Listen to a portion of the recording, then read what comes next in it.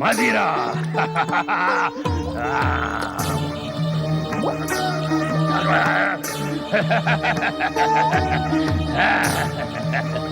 सहस्त्र दैत्यों की मदिरा अकेली ही डकार गया।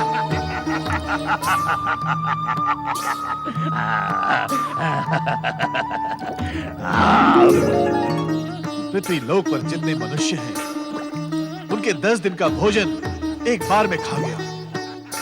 महीनों की मदिरा एक घूंट में डकार गया। सुंदर, अति सुंदर।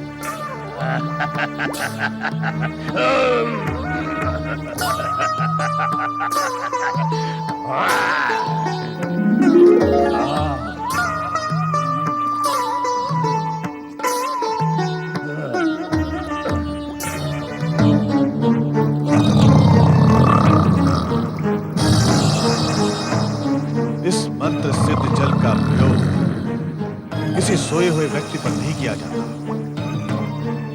किंतु मेरे पास कोई अन्य विकल्प भी नहीं है।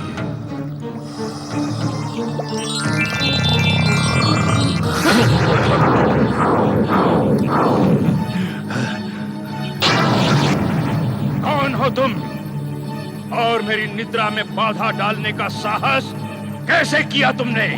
हे मूर्ख, मैं तुम दैत्यों का गुरु शुक्राचार्य हूँ। मुझे नहीं पहचानते? शुक्राचार्य? ये नाम कुछ सुना सुना सा लगता है, किंतु इस समय मुझे निद्रा आ रही है। जाएं, कहीं और जाके अपना गुरुत्व दिखाएं। दुर्गम, इसी समय मेरे साथ पृथ्वी लोक चल। मैं तुझे तीनों लोकों का सम्राट बना दूंगा। नींद में जो जो स्वप्न तूने देखे हैं, उन्हें मैं सच करा दूंगा। चल इसी समय मेरे साथ। दुर्गम के लिए तीनों लोकों के साम्राज्य से भी बड़ी है उसकी निद्रा। मुझे सोने दो शुक्राचार्य, मुझे सोने दो। मेरी आज्ञा न मानकर तू मेरे कोप का भाजन बन जाएगा दुर्गम।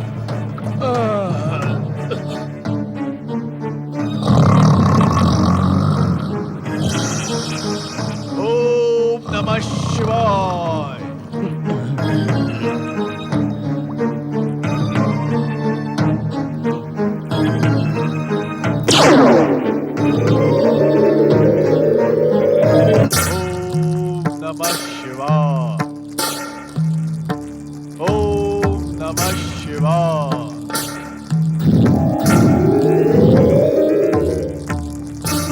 हवन कुंड से बाहर आओ दुर्गम।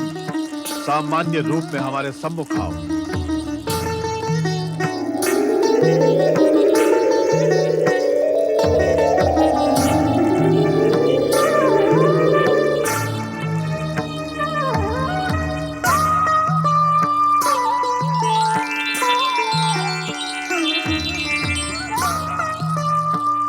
दैत्य गुरु, क्या इच्छा है तुम्हारी?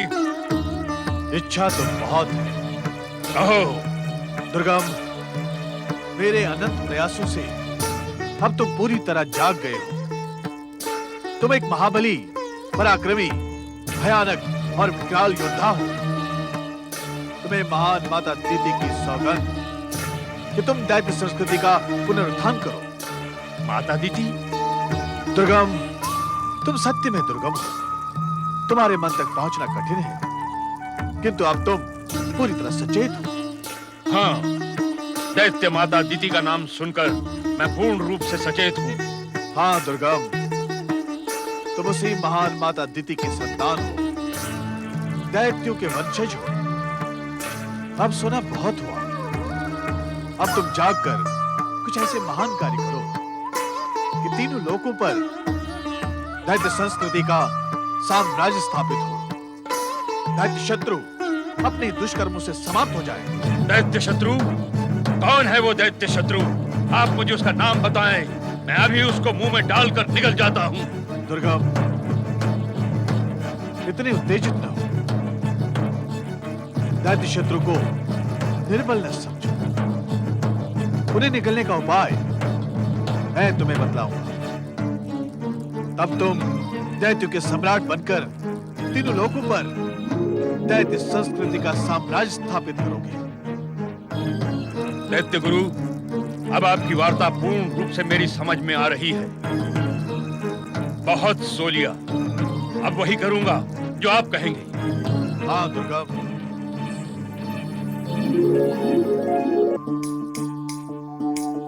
नारायण नारायण।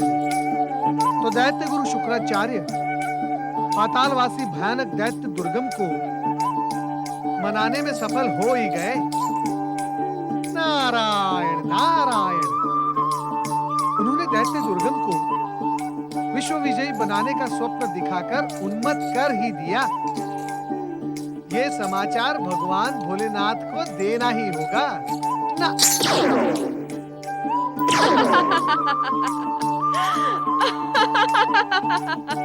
क्या बात है सखी वीणा देवी, आज आपने नारद का संग क्यों त्याग दिया? आपकी संगत का त्याग न करूं तो क्या करूं देव ऋषि? मैं कुछ समझा नहीं सखी वीणा देवी। आपका संग पाकर नारद सदैव गर्व की अनुभूति करता है मनमोहिनी।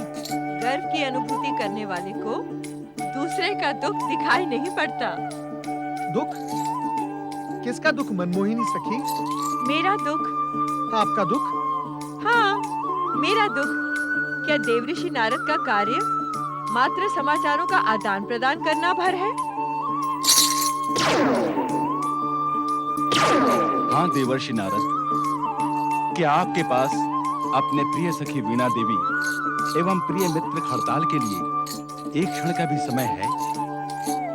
देवऋषि, क्या आप अपने महान पद की गरिमा भूलकर मात्र संदेशवाहक बनने के इच्छुक हैं? नहीं नहीं वीणा देवी, मैं तो समाचार। हाँ हाँ बोलिए। क्या देवर्षि नारद संदेशों के इधर उधर पहुंचाने के अतिरिक्त अपना एक भी कार्य बता सकते हैं?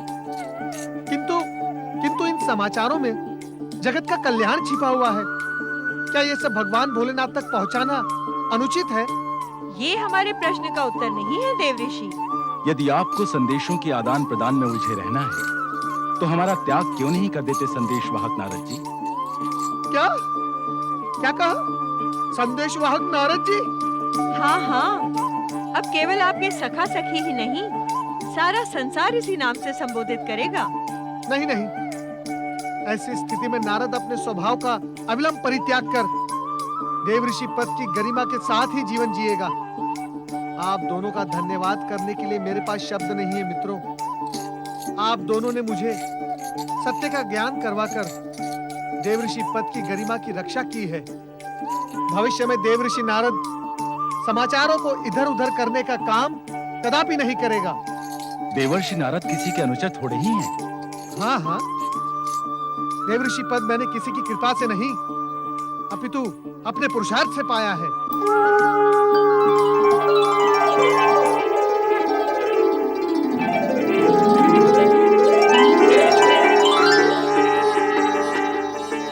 भोलेनाथ, आप यहाँ इस समय? हमें देखकर आश्चर्य हुआ नारद।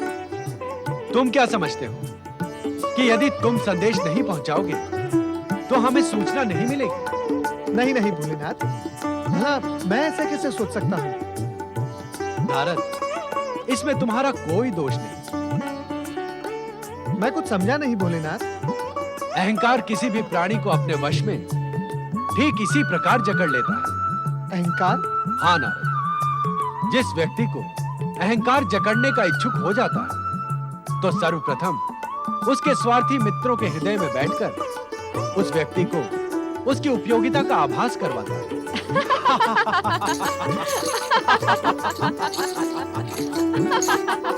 भोलेनाथ।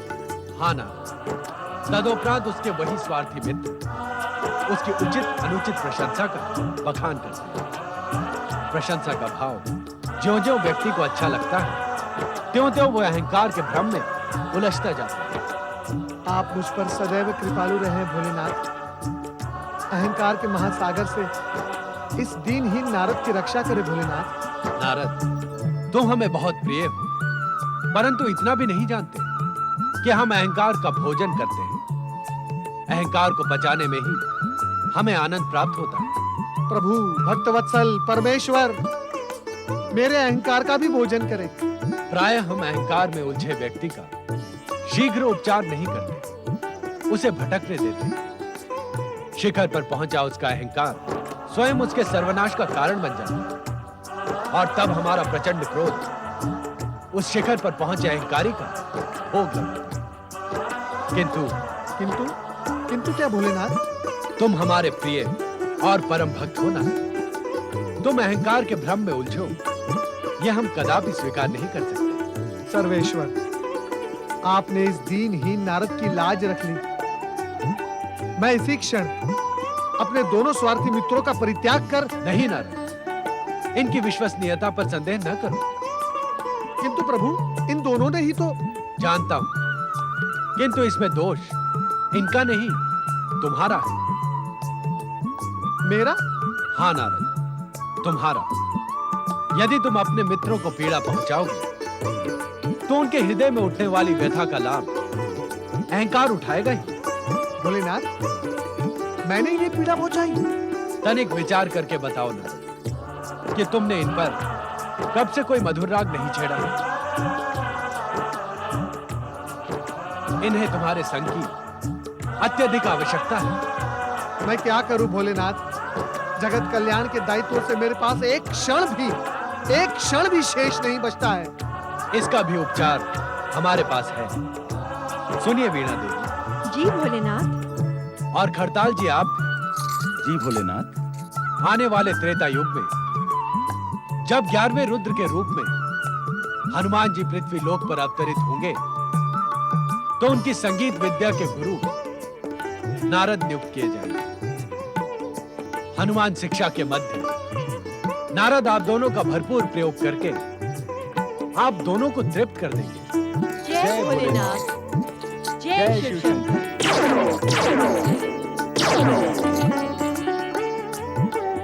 भोलेनाथ, भोलेनाथ, आपने मेरे अहंकार का भोजन कर और मेरे मित्रों का संग स्थायी करवाकर मुझ पे बहुत बड़ी कृपा की है। नारद, तुम सदैव हमें संसार भर के संदेश सुनाने के लिए आतुर रहते हो। समाचारों को रोचक बनाने के लिए नए नए नाटकों की रचना भी करते हो। तुम्हारा अभिनय हमें प्रिय है भक्त, वैसे ही बने रहो। ऐसा ही होगा भोलेनाथ, ऐसा ही होगा। नारद, तुम्हें हमारा एक कार्य संपन्न करना है। आज्ञा करे भोलेनाथ। किंतु उससे पहले एक नए समाचार का ज्ञान हम तुम्हें करवा दें। समाचार? जिसको जानने का उद्वेलन विगत बहुत समय से तुम्हें व्यग्र कर रहा है। तुम यही जानने के इच्छुक हो कि यह दुर्गम किस सीमा तक पहुंचेगा। हाँ भोलेनाथ। तो सुनो ना, यह दुर्गम वहां तक पहुंचेगा जहां आज तक कोई दैत्य नहीं पहुंचा। अभी इतना ही समझ लो। इसके आगे की कथा जानने के लिए नया नाटक न करना। हर हर महादेव, हर हर महादेव। भोलेनाथ, अब आप अपने इस अनुचर को कार्य की आज्ञा दें। दुर्गम की पृथ्वी लोक पर प्रकट होने की सूचना अपनी शैली में देवी पार्वती तक पहुंचा देना और यह भी बता देना कि ब्रह्मा, विष्णु, महेश तथा गणेश इनमें से कोई भी दुर्गम का वध नहीं कर पाएगा। ओम नमः शिवाय। नारायण नारायण। ओम नमः शिवाय। ओम नमः शिवाय। ओम नमः शिवाय। ओम नमः शिवाय। ओम नमः शिवाय। ओम नमः शिवाय। प्रणाम गुरुदेव। दैत्य गुरु, इस आश्रम में बहुत समय व्यतीत हो चुका है। अब आप सब आचार विचार छोड़कर मुझे आदेश दें कि मुझे करना क्या है। इतने अधीर मत बनो दुर्गम। गुरुदेव, जीवन के इतने वर्ष मैंने गहन निद्रा में व्यतीत कर दिए हैं। अब अधीर न बनूं तो क्या करूं? जब ही जागृत हुए तभी भोर। अब मैं पूर्ण रूप से जागृत हो चुका हूं गुरुदेव, और मेरी आयु भी तरुणाई छोड़ प्रचंड युवक का रूप धारण कर चुकी है। तो सुनो दुर्गम,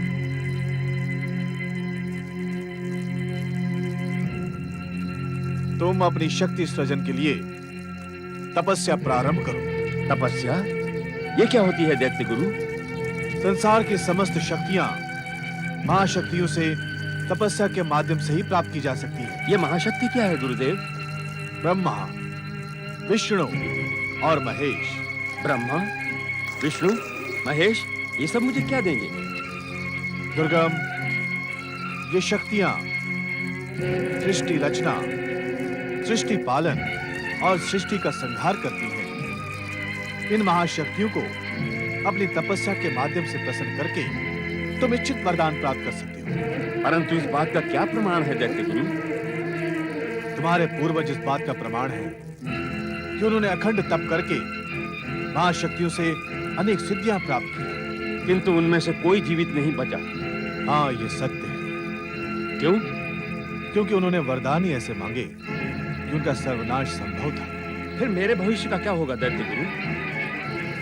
विशाल काय शरीर के स्वामी दुर्गम, तुम मेरे बताए मार्ग पर चलोगे तो न केवल दैत्य संस्कृति का पुनरुत्थान होगा, अपितु अनंत काल तक तुम तीनों लोकों के सम्राट बनकर सुख और ऐश्वर्य भोगोगे। तो वो मार्ग मुझे अति शीघ्र बताएं दैत्य गुरु। सुनो,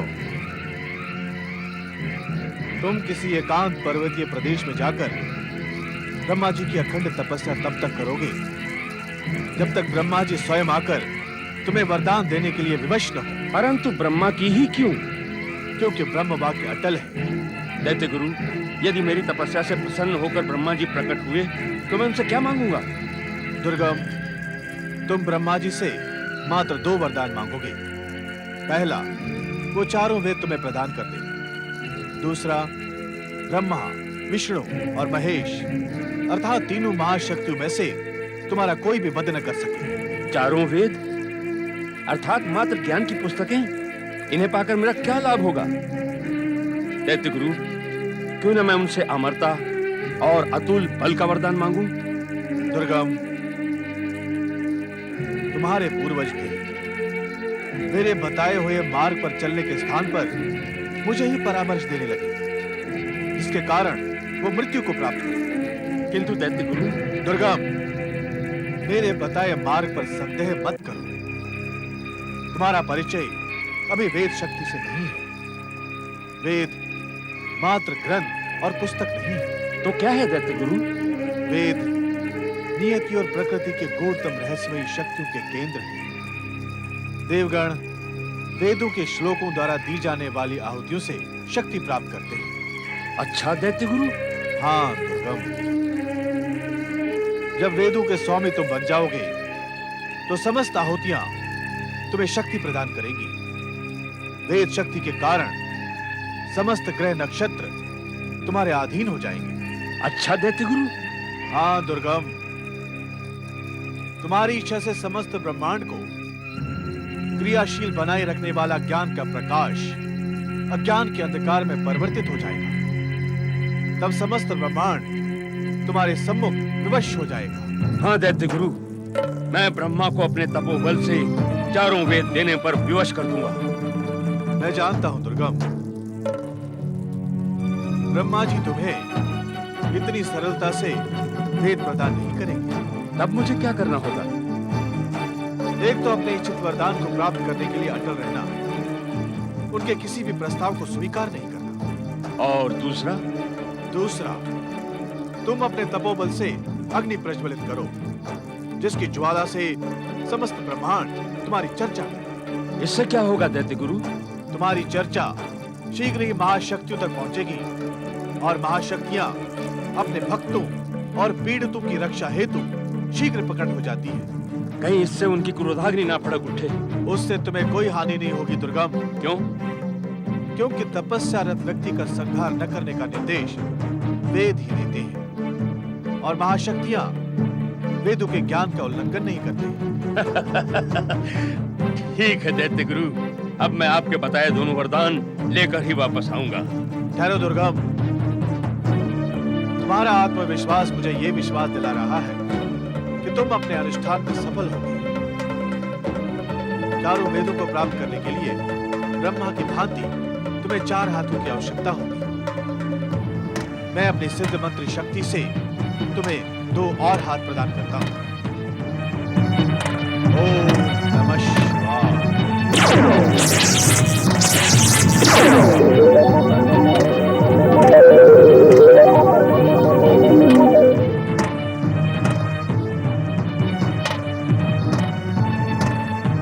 दैत्य गुरु शुक्राचार्य की जय, दैत्य माता दीदी की जय, दैत्य जाति की जय।